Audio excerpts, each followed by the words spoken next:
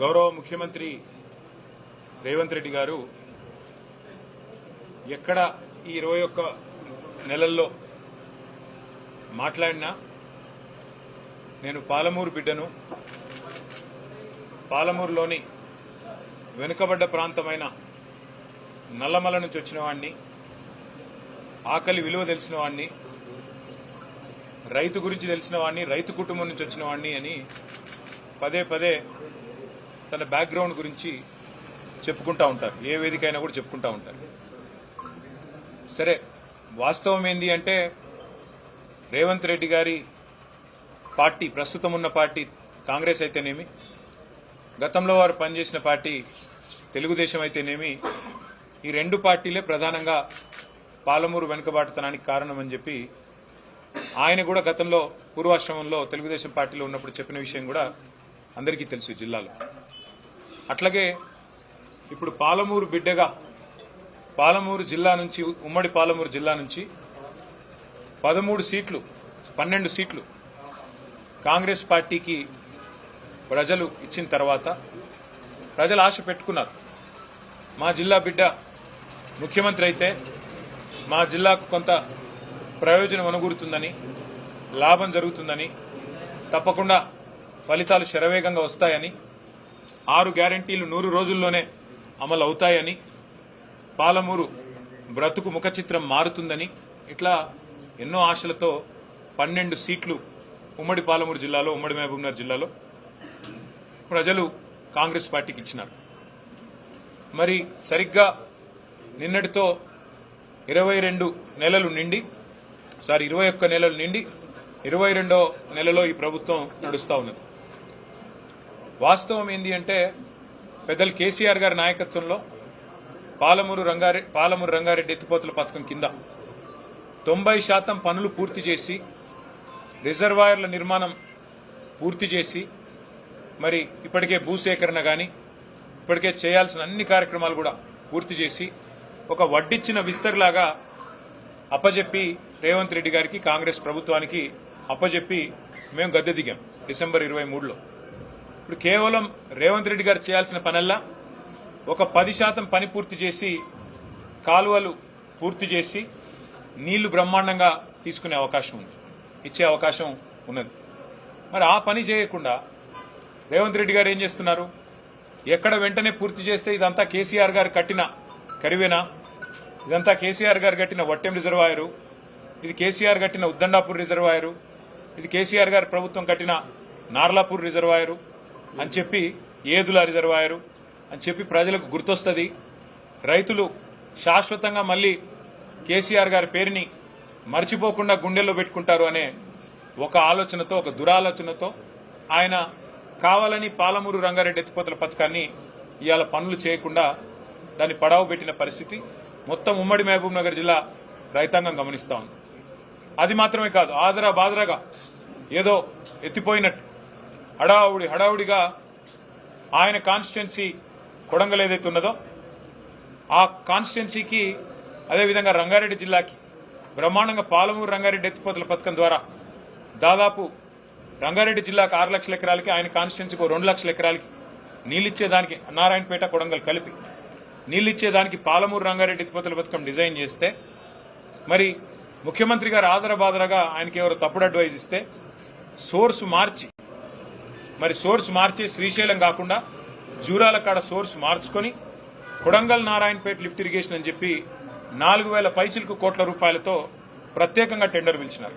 ఆదరబాదరగా DPR లేదు, పర్యావరణ అనుమతులు లేవు, ఏదీ లేవు. డైరెక్ట్ గా అనుమతులు లేకున్నా హడావుడిగా ఏదో మనసులో వేరే ఆలోచన పెట్టుకుని ఆగమాగం చేసి పిలిస్తే ఏం జరిగింది? మొన్న green tribunal Narayanpet Kodangal lift irrigation ప్రాజెక్టుకు మరి అనుమతులు లేవు, పర్యావరణ అనుమతులు, కాబట్టి వెంటనే స్టే ఇచ్చింది. అట్లాగే రైతులు పోరాటం చేస్తూ ఉన్నారు, పెద్ద ఎత్తున రోడ్లు ఎక్కుతా ఉన్నారు, కదం దొక్కుతా ఉన్నారు. మాకు మీరు కాంపెన్సేషన్, నష్టపరిహారం ఏదైతే చెల్లించాలో మీరు చెల్లించడం లేదు అంటూ వాళ్ళు కూడా కదం దొక్కుతా ఉన్నారు. కానీ కేసీఆర్ గారి నాయకత్వంలో 10 ఏళ్లలో అన్ని పెండింగ్ ప్రాజెక్టులను కూడా శరవేగంగా పూర్తి చేసి 8 లక్షల ఎకరాలకు నీళ్లు ఇవ్వడమే కాకుండా కేఎల్ఐ కానీ, నెట్టెపాడు కానీ, భీమా కానీ, ఇంకా ఇతర ప్రాజెక్టులు కానీ అన్నింటినీ పూర్తి చేసి నీళ్లు ఇవ్వడమే కాకుండా పాలమూరును సస్యశ్యామలం చేయడమే కాకుండా శాశ్వతంగా మళ్ళీ పాలమూరు అంటే ఒక గోదావరి జిల్లాలాగా కోనసీమలాగా మార్చాలనే ఒక బృహత్ సంకల్పంతో రిజర్వాయర్లతో సహా 90% పనులు పాలమూరు రంగారెడ్డి ఎత్తిపోతల పథకంలో మరి పూర్తి చేసిన ఘనత కేసీఆర్ గారి ప్రభుత్వానికి. ఇవాళ 10% పూర్తి చేయకుండా 22 నెలలుగా పాలమూరును ఎండబెడుతున్నది పాలమూరు బిడ్డగా చెప్పుకునే రేవంత్ రెడ్డి గారు. ఇంకా ఆశ్చర్యం ఏమంటే ఒక్క అరపైసా పని కూడా చేయకుండా అదే పాలమూరు రంగారెడ్డి ఎత్తిపోతల పథకానికి ఆయన మామగారు పిల్లనిచ్చిన మామగారు జైపాల్ రెడ్డి గారు పేరు పెట్టుకున్నారు. సరే, ఇక జైపాల్ రెడ్డి గారు జిల్లాకి ఏం చేశారు, కల్వకృతికి ఏం చేశారు, ఇక్కడ ఇరిగేషన్ వ్యవస్థకి ఏం చేశారు, ఇవన్నీ జిల్లా వాళ్ళ నడితే తెలుస్తుంది. పోనీ తెలంగాణ వాదనలో తెలంగాణ పోరాటంలో ఆయన ఎక్కడున్నారు ఇవన్నీ నేను చెప్పను, కానీ జిల్లాలో అందరికీ కూడా విదితమే, ఆ విషయం నేను చెప్పను. కానీ ఇవాళ జైపాల్ రెడ్డి గారు పేరు పెట్టుకున్న ప్రాజెక్టుకి కూడా ఒక రూపాయి కేటాయించకుండా ఆ ప్రాజెక్టును పడావు పెట్టి ఆ ప్రాజెక్టును పూర్తి చేయకుండా పాలమూరును ఎండబెడుతున్నది, పాలమూరు నోట మట్టి కొడుతున్నది ఖచ్చితంగా పాలమూరు బిడ్డగా చెప్పుకునే రేవంత్ రెడ్డి గారు అనే మాట చెప్పక తప్పదు. సరే, కాళేశ్వరం విషయంలో కేసీఆర్ గారిని బద్నాం చేయడానికి అక్కడ మేడిగడ్డలో 85 పిల్లర్లో 2 పిల్లర్లకి సమస్య వస్తే అది మొత్తం అంతర్జాతీయ సమస్యగా చిత్రీకరించి ఏదో రాజకీయ లబ్ధి పొందేదానికి లక్ష కోట్లు అని మాట్లాడతారు. ఆయన మామగారు స్వయంగా పద్మారెడ్డి గారు చెప్పినారు అది 93,000 కోట్లు 94,000 కోట్లు ఖర్చైన ప్రాజెక్టులో 1,00,000 కోట్ల కుంభకోణం ఎట్లయితుంది, ఇది రాజకీయం తప్ప ఇంకోటి కాదు అని వాళ్ళ మామగారు చెప్పినా దాని మాట వినరు. 94,000 కోట్ల రూపాయలు ఖర్చైన ప్రాజెక్టులో 2 పిల్లర్లు దెబ్బతింటే 200-250 రూపాయల ఏజెన్సీయే ఖర్చు పెట్టి రిపేర్ చేసే అవకాశం ఉండగా కూడా ప్రజల మీద ఒక పైసా భారం పడకుండా చేసే అవకాశం ఉండగా దాన్ని ముందుకు పోనీయరు. సరే, అక్కడంటే ఏదో జరిగింది, ఏదో మీరు 20 నెలలు మీ పైశాచిక ఆనందం కోసం రైతులను ఇబ్బంది పెడుతున్నారు, కేసీఆర్ గారిని ఇబ్బంది పెట్టడం ద్వారా కేసీఆర్ గారి మీద కేసు పెట్టాలనుకోవడం ద్వారా అక్కడ ఒక రాజకీయ కుయుక్తితో ప్రయత్నం చేసినారు అనుకోవచ్చు. మరి పాలమూరు రంగారెడ్డి ఎత్తిపోతల పథకానికి ఏమైంది?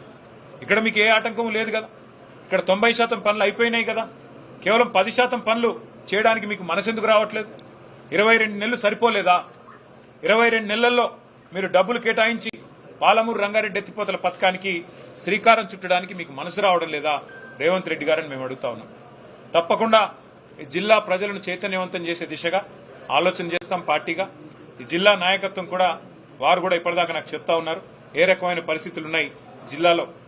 నాయకుల మీద కేసులు పెట్టడం, మా దేవరకద్రలో ఒక మండల పార్టీ ప్రెసిడెంట్ మీద ఒక లేని కేసు పెట్టి జైలుకు పంపించి పార్టీ మారితే కేసు తీసేస్తాం, పార్టీ మారకపోతే జైలుకు పంపుతాం అని బెదిరించడం, వ్యాపారాలు చేసుకునే చిన్న వ్యాపారాలు చేసుకునే నాయకుల మీద వాళ్ళ క్రషర్లు ముయించడం, వాళ్ళ వ్యాపారాల మీద పడి జీఎస్టీ వాళ్ళని వేధించడం, పోలీసులను పంపించి వేధించడం, ఈ రకంగా ఒక చౌకబారు రాజకీయం ఇవాళ ఈ జిల్లాలో కూడా జరుగుతూ ఉన్నది. మరి పాలమూరు బిడ్డగా చెప్పుకునే రేవంత్ రెడ్డి గారు ఇకనైనా కళ్ళు తెరిచి నిద్రలోంచి లేచి బయటికి వచ్చి మీరు వెంటనే పాలమూరు రంగారెడ్డి ఎత్తిపోతల పథకాన్ని సత్వరమే పూర్తి చేయాలి. 10% మిగిలింది, 90 పైసల పని అయిపోయింది, 10 పైసల పని ఉంది. ఇది పూర్తి చేస్తే డెఫినెట్ గా జిల్లా రైతాంగం గాని మేం గాని అభినందిస్తాము. లేని పక్షంలో తప్పకుండా మిమ్మల్ని అభిశంసిస్తాము, ప్రజల తరఫున మిమ్మల్ని ఎండగడతాము, ప్రజల తరఫున నిలదీస్తామని చెప్పి వారిని హెచ్చరిస్తూ ఈరోజు మరి అనుకోకుండా వచ్చిన కార్యక్రమం ఇది. అయినప్పటికీ పాత్రికేయ మిత్రులందరూ వచ్చినందుకు మీ అందరి సౌహృదయానికి కూడా హృదయపూర్వకంగా ధన్యవాదాలు.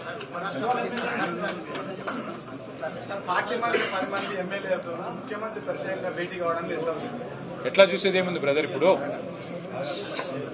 నిన్నగాక మొన్న మీరు చూసే ఉంటారు ఒక టీవీ ఇంటర్వ్యూలో ప్రదేశ్ కాంగ్రెస్ కమిటీ అధ్యక్షుడు మహేష్ కుమార్ గౌడ్ గారు అవును ఆ 10 మంది మా పార్టీలో చేరినారు అని స్పష్టంగా చెప్పారు. మరి పీసీసీ ప్రెసిడెంటే అప్రూవర్ గా మారిపోయిన తర్వాత, పీసీసీ ప్రెసిడెంట్ గారి నేరాంగీకారం చేసిన తర్వాత ఇంకా ఎంక్వైరీ ఎందుకు, ఇంకా చర్చ ఎందుకు, ఆ 10 మంది మీద వేటేయడానికి స్పీకర్ గారికి మొహమాటం ఎందుకని మేము అడుగుతా ఉన్నాం. ఆల్రెడీ సుప్రీంకోర్టులో మ్యాటర్ ఉంది. ఇవాళ కాంగ్రెస్ నాయకత్వం ఏమనుకుంటున్నదంటే ప్రజలను, మీడియాను, కోర్టులను కూడా, న్యాయ వ్యవస్థను కూడా చిన్న చూపు చూస్తూ మేమేదో వీళ్ళతోని కొన్ని చిలిపి ఆటలాడి ఏదో తప్పించుకోవచ్చు అన్న ధోరణిలో వ్యవహారం చేస్తా ఉన్నారు.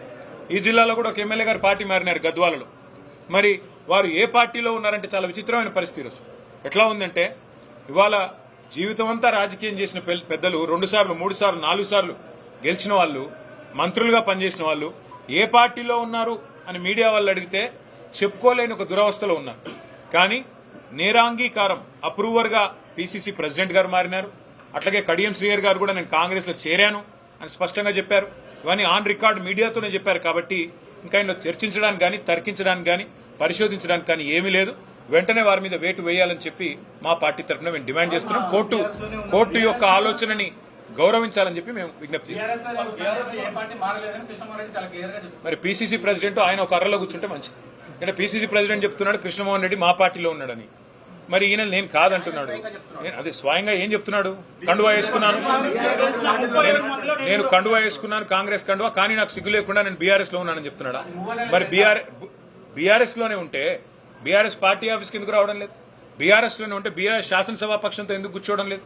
బీఆర్ఎస్ లోనే ఉంటే బీఆర్ఎస్ ప్రోగ్రాంలలో ఎందుకు పాల్గొనడం లేదు? అంటే ప్రజలను పిచ్చివాళ్ళు అనుకొని, ప్రజలను వెర్రివాళ్ళు అనుకొని, ఓటేసిన ప్రజల్ని వాళ్ళ విఘ్నతను అగౌరవపరచడం కాకపోతే ఇది ఏంటిది?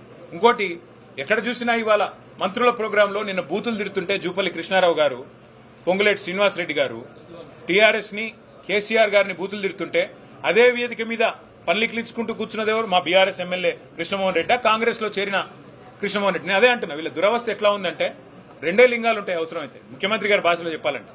ఒకటి పులింగం, ఇంకోటి స్త్రీలింగం. వీళ్ళు ఏ లింగమో చెప్పుకోలేని పరిస్థితులు ఉన్నారు ఇవాళ, కర్మ. కాబట్టి ఇట్లాంటి వాళ్ళని ఎన్నుకున్న ప్రజలు బాధపడే పరిస్థితి, ఇట్లాంటి వాళ్లకు ఓటేసి గెలిపించినందుకు కార్యకర్తలుగా మా కార్యకర్తలు బాధపడే పరిస్థితి.